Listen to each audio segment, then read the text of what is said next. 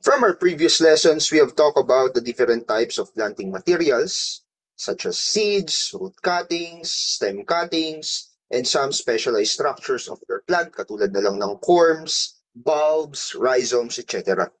Ngayon naman, ang pag-uusapan natin is, what are the different methods of preparing these planting materials? So we will be tackling each type of planting material, paano ba ito ipiniprepare, and ano yung mga different techniques na ginagamit ng ating mga agriculturists or farmers in relation to making the most or making the best out of their planting materials. So first and foremost, titignan natin what are some techniques used to prepare seeds, okay, or seed-based propagation na tinatawag.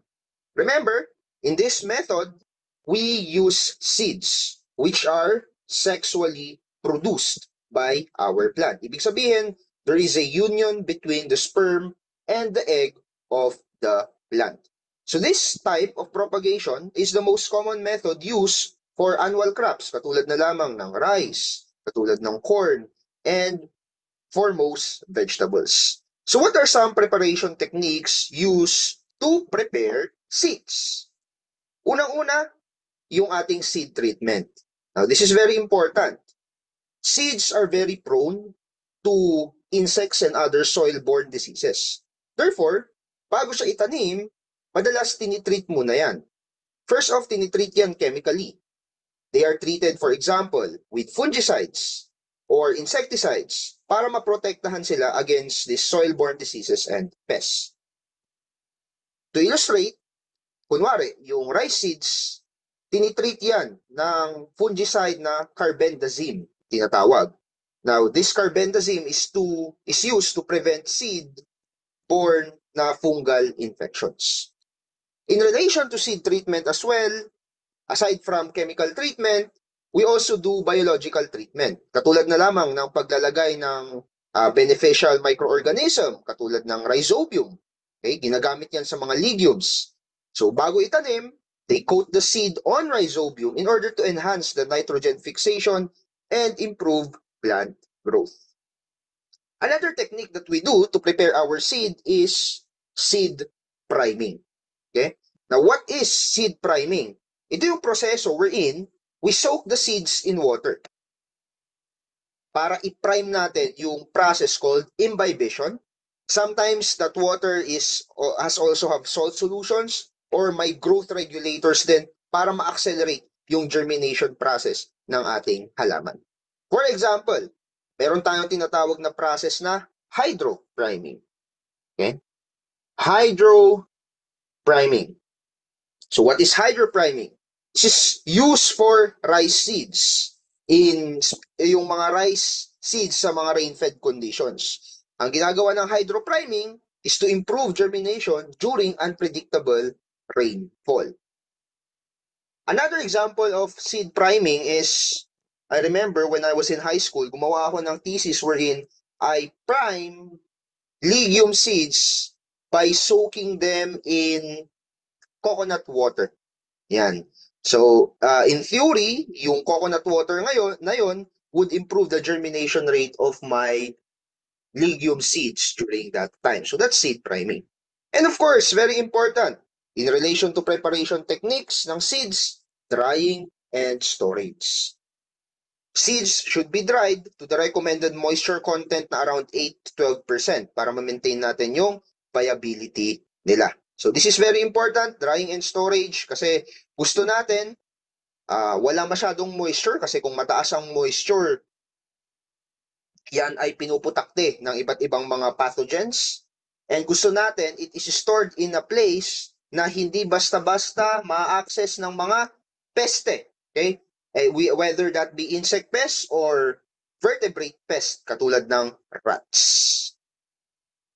So aside from seed-based propagation methods, we also have vegetative propagation. Now, ang vegetative propagation naman, ito na yung method kung saan hindi tayo gumagamit ng seeds. Okay? So these are asexually produced, but rather we use parts of a parent plant. For example, stem, roots, leaves, para mag-propagate, or the right word would be, quote-unquote, para mag-clone ng new plants. So bakit ko siya sinabing clone? Kasi sa vegetative propagation, walang genetic variation dyan because there is no meeting up between the sperm and the egg cell of the plant. But rather, kinukuha lang natin basically yung DNA ng parent plant and we're copying it in order to produce new plants. So what are some example of vegetative propagation? Stem cuttings, right? So how do we do stem cuttings? Mostly, ang ginagawa, kumukuha tayo dyan ng healthy parent plant. So that's the main criteria, healthy and clean parent plant. And then basically, the stem segments with around 2 to 3 nodes, they are cut.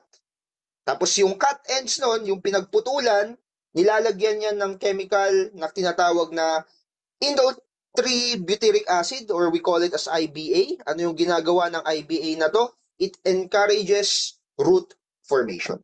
Ano yung mga halaman na madalas nating ginagamit for stem cuttings? Sugarcane, cassava, and even sweet potato are used for stem cuttings. Another propagation technique that is vegetative in nature is grafting. Grafting, yan yung method kung saan you have two parts. You have a scion and a rootstock, and basically, you merge them together. The scion is the part of the plant, the above part of the plant na gusto natin mag-bear ng fruit. So you can imagine it as the fruiting system.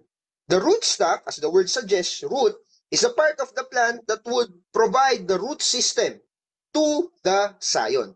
So gusto natin ma-emerge yung strong root system to the improved or good quality fruiting system. Yun ang ginagawa natin sa grafting. So we're combining the scion and the rootstock in order to take advantage of the strong root system and the improved fruiting system.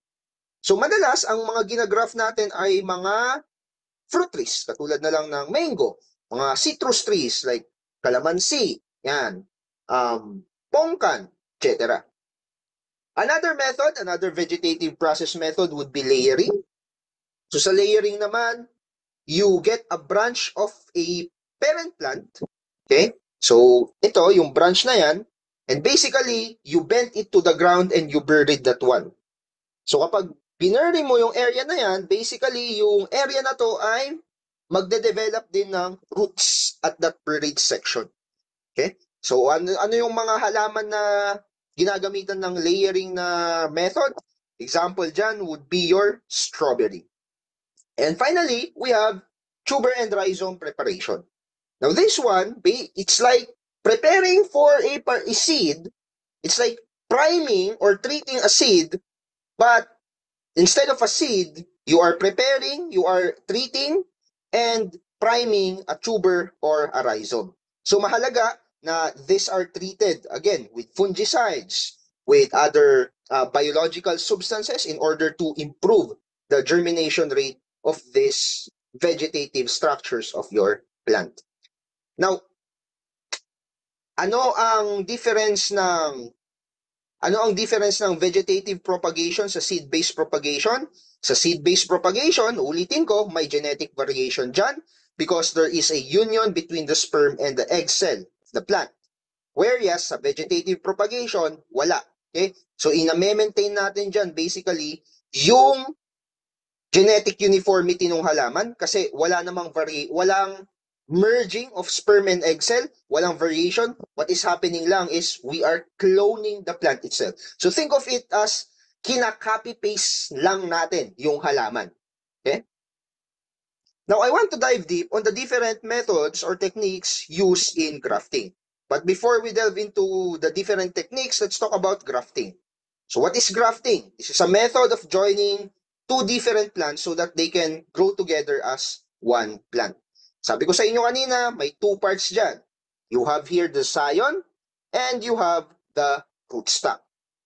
Ano yung purpose ng scion? Yung scion, yan po yung magpuproduce ng dahon, ng mga stems and branches, and of course, pinaka-importante, sila yung magpuproduce ng fruit. Ano naman ang gamit ng rootstock mo or yung stock mo? Sila, of course, yung magpo-provide ng strong root system para iyon doon sa iyong fruiting system na nasa taas. Okay? Now, there are many types. Now, there are many methods used here. But basically, the idea is ipagkakabit natin yung scion at saka yung rootstock, and then we are going to wrap it or wax it. And in due time, basically, you will have like a two-in-one plant. Ang purpose nito ay to take advantage of the strong rooting system in order to provide the fruiting system with the necessary nutrients na kailangan niya para makapag-grow siya ng magagandang mga bunga. And there are different techniques used in grafting. Unang-una, yung tinatawag nating side grafting. Okay? So as the name suggests, side grafting, yung ating scion ay ikakabit doon sa side ng rootstock. So ito yung rootstock natin basically, and then sa side niya, mauukitan natin siya, and then itutusok natin doon yung scion. So as the name suggests, side grafting. These are used for small trees or shrubs when we don't want to cut the rootstock completely. Another type of grafting is what we call as tongue grafting. Now dito sa tongue grafting, if you can see, yung section ng scion and section ng rootstock, we are cutting it in a way that they can lock together. So gusto natin mag-lock sila. So imagine your fingers, left and right, tawag nito, interweaving each other. Yun yung gusto nating mangyari dyan. And tinawag siyang tongue grafting because the structure looks like a tongue. So, para siyang puzzle piece. Pag pinagdikit mo yan, babalutin mo ngayon, then that is now a type of grafting called tongue grafting. So, these are commonly used for fruit trees, katulad na lang ng apples or pears. So, parang Lego pieces, basically. You create a Lego piece you make the cut in such a way na yung scion and rootstock mo ay parang magiging Lego na pinagkabit. Yan. So that's tongue grafting. We also have what we call as cleft grafting. So sa cleft grafting naman, very simple, yung rootstock i-split mo sa gitna. Yan. Tapos yung scion, patutulisin mo, tapos doon mo ipapasok ngayon. So magbumukha siyang ganito. We call this as cleft grafting. Ang cleft grafting naman is used for older trees or when we don't want to add multiple scions to a very, very large trunk. Ano naman yung bark grafting? Ang bark grafting naman, ito yung kung saan yung scion mo is placed under the bark of the rootstock. So kung ito yung rootstock, yan yung bark niya, ang gagawin mo, babalatan mo yung area na yan, tapos diyan mo ilalagay yung scion. So as the name suggests, bark grafting. Okay? The scion is placed under the bark of the rootstock. So this is often used naman for large trees still, katulad na lang ng mga mangga, mga citrus, in order to repair damaged areas or to replace some branches. And finally, we have splice grafting. So sa splice grafting, yung scion mo is cut diagonally as well as the rootstock. So it is also cut diagonally. So ang mangyari, pag pinagdikit mo sila, they will like be ipagdidikit mo yung both sides na yon, and then irarap mo, we call that as splice grafting. So this is used naman for plants with very, very thin stems, katulad na lamang ng roses or grapes. Okay? Finally, yung last na method of propagation na pag-uusapan natin would be tissue culture. Now, ang tissue culture, this is a technique used in biotechnology kung saan yung mga plant tissues, they are grown in a sterile environment. In a very, very clean environment, so in a laboratory setting, very controlled environment, para mag-produce ng genetically identified or identical, plantlets. So ano yung mga steps? Step 1,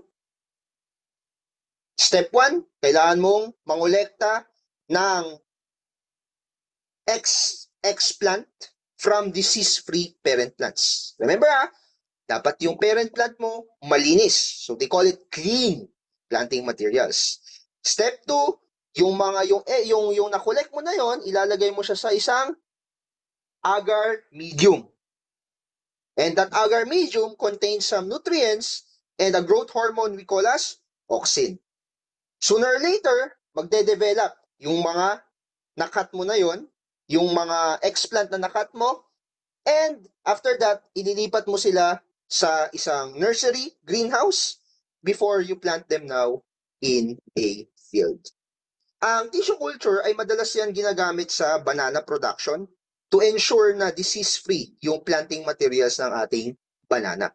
When I was working with BSU, isa ito sa mga project nila wherein they provide clean planting materials through tissue culture sa mga areas na infested sa mga areas sa highland, sa Benguet basically, na infested ng sakit ng sweet potato. So they provide clean sweet potato planting materials para ma-repopulate yung mga area na naubusan ng sweet potato dahil sa pathogen na kumalat doon sa area.